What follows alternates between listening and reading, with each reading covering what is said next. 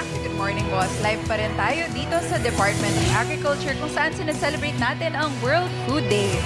At ito nga, dahil nga sineselebrate natin yan, napakaswerte natin ngayong umaga dahil pwede natin pag-usapan ang pag-arangkada ng ating bansa pagdating sa agrikultura. At syempre, very special ang ating guest ngayon dahil live na live nga natin kasama ngayon si Secretary Proceso Alcala. Magandang umaga po. Magandang umaga po. Magandang umaga po sa ating tagapanood. Opo. Sir, ito po siguro maganda pong pag-usapan natin yung mga na-achieve na nga po ng Department of Agriculture for the past year. Alam natin, sineselebrate natin yung National Year of Rice. And ngayon naman po may World Food Day.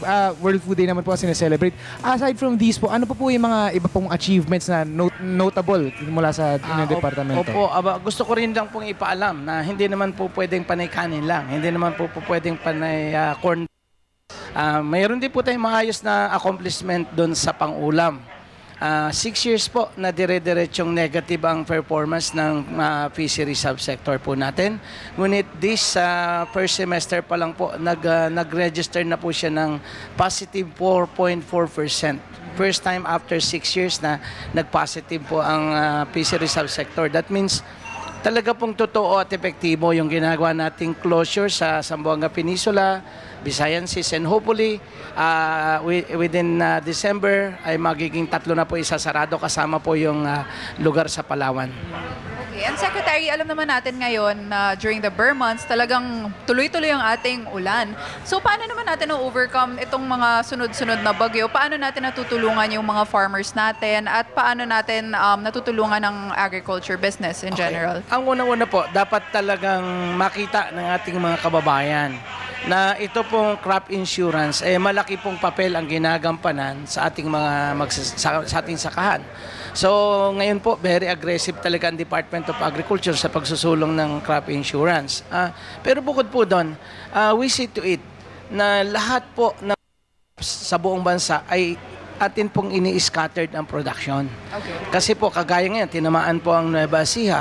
Kung hindi po kasi tayo nag-scattered ng production, paano na po ang sibuyas Ubus natin? kaagad yung Opo. supply So, ngayon, kahit paano po, meron po tayong patanim sa Quezon, may patanim tayo sa Mindoro, may patanim tayo sa Jensan, may patanim po tayo sa iba-ibang lugar po ng ating bansa. Isa po itong pamamaraan para labanan po yung mga ganitong pangyayari sa ating mga sakahan. So hindi lang pala tulong after na nangyari yung yung bagyo, meron din tayong mga preventive measures. Actually, ngayon po, meron tayong gagawing pa-meeting kasi hindi naman lingid sa ating lahat na tinamaan ng bagyo itong Central Luzon. Ito po naman yung food basket natin.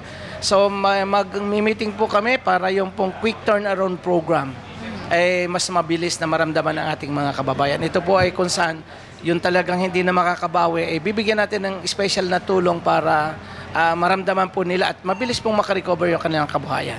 Sir, aside po from sa mga bagyong na-experience nga ng ating bansa dahil nga syempre tropical country tayo at daanan talaga ng bagyo, ano po yung ibang mga problema po na kailangan ng Department of Agriculture pagdating po sa agrikultura? Huwag po tayong basta magbabantay lang ng bagyo o ulan. Kailangan po maging handa rin po tayo kung tayo tatamaan naman. Sana nga po hindi. Ngunit kung tatamaan po tayo ng tagtuyot, dapat po alam din ng ating mga magsasaka kung ano ang gagawin. So ito po yung may mga programa po tayo dito kagaya ng small water impounding projects para if ever na meron pong mas mahabang tagtuyot, meron po tayong supply ng tubig. Yung pong malalaki nating irrigation programs na isinasagawa ngayon ay napakalaki pong tulong kung tayo man po ay tatamaan ng mahaba-habang tagtuyot.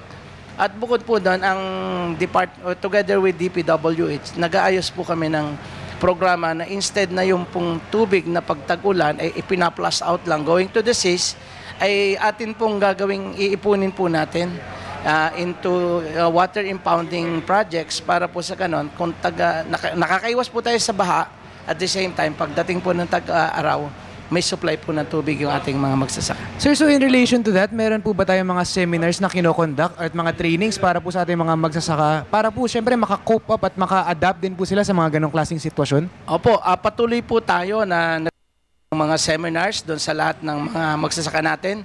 Pero gusto ko rin pong ipaalala sa inyo na hindi po tayo po pwedeng yun lang kasalukuyan nagsasaka ang ating bibigyan ng seminar. Yes. Yung pong mga bago at makabagong magsasaka, patuloy po nating binibigyan ng guidance para po magkaroon ng ibang pananaw sa agrikultura. Alam niyo po, importante po ito. Na yung ating mga kasalukuyang kapartner sa pagsasaka, mabigyan natin ng panibagong pananaw na hindi po pwedeng saka ng saka lang. Kailangan po ay meron din pong approach sa pagninegosyo. Alam po nila kung kailan mas tamang magtatanim para mas malaki po ang pera na may iwanan sa bawat pamilyang magsasaka.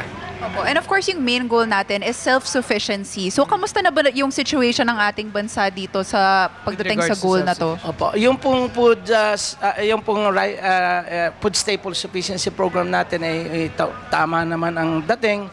Ngunit although ngayon po ay na-hit itong ating Central Luzon na ang pananaw po natin, ito yung food basket. Nasa process po kami ng pagpa-final evaluation kung ano at magkano po talaga yung ating aabutin dito na kasiraan. Ngunit sabi nga po natin, nobody even come close doon sa accomplishment ng administrasyon ni Pangulong Noynoy Aquino dito po sa pag-hit ng food staple sufficiency program. So kung meron man pong kaunting pagkukulang, dapat pong matugunan ito. Hindi po tayo titigil. Yung resiliency po ng mga magsasakang Pilipino dapat ay ating lalong pag-ibayuhin para hindi po tayo kulangin sa susunod na taon. So may mga programs po kaming isusulong para dito. And sir, siguro meron pa po ba tayong mga aasahan na mangyayari ngayong World Food Day at mga iba pa pong mga upcoming events po ng Department of Agriculture? Yung dito po sa World Food Day, ang importante rin po dito kasi, lagi pong isa sa isip natin na hindi po dapat laging masaya na tayo na may pagkain sa ating pagkainan. Dapat po, bukod sa busog, dapat po yung malusog. Dapat po importante yung pong klase ng intake ng nutrition, ating galing sa pagkain. yung pong nutrition. Nalilimutan po kasi ng ating mga kababayan. Ito minsan na hindi nga po natin kailangan magpakasobra ng busog As long as healthy na po yung nakain natin, sufficiente na po para magbigay ng enerhiya at kailangan ng ating katawan. And sir, Secretary, pag-usapan lang natin ng mabilis. Meron tayong ginagawang modernization sa pag-aalaga sa ating mga hayop na talagang nakakahabol na tayo sa ating neighboring countries. Can you tell us a bit more about this? Actually po, pagdating po dito, tuloy-tuloy po ang pagtutulungan ng private at government para po paglalagay ng mga modern facilities. Para sa ganun, makapag-export po tayo. Alam niyo po, iayabangan po namin kayo, pero ito pong katotohanan. Itong kulang sa amin before na tayo po ay nananatiling bird flu free. So that's the reason why tayo po nakakapag-supply ng chicken yakitori sa Japan. Ngayon po ay ongoing yung assessment ng South Korea so that we can send our chicken to South Korea. United Arab Emirates po, galing na rin dito yung inspector nila so that we can send our halal chicken to the Middle East. So ito po ipatuloy na isinasaayos natin. Ngayon po yung pamahalaan ay makikipagtulungan sa pribadong sektor uli para naman po itong cutting floors para sa mga baboy po para magkaroon na ng match ang mga food processor at saka po ito pong mga producer po natin.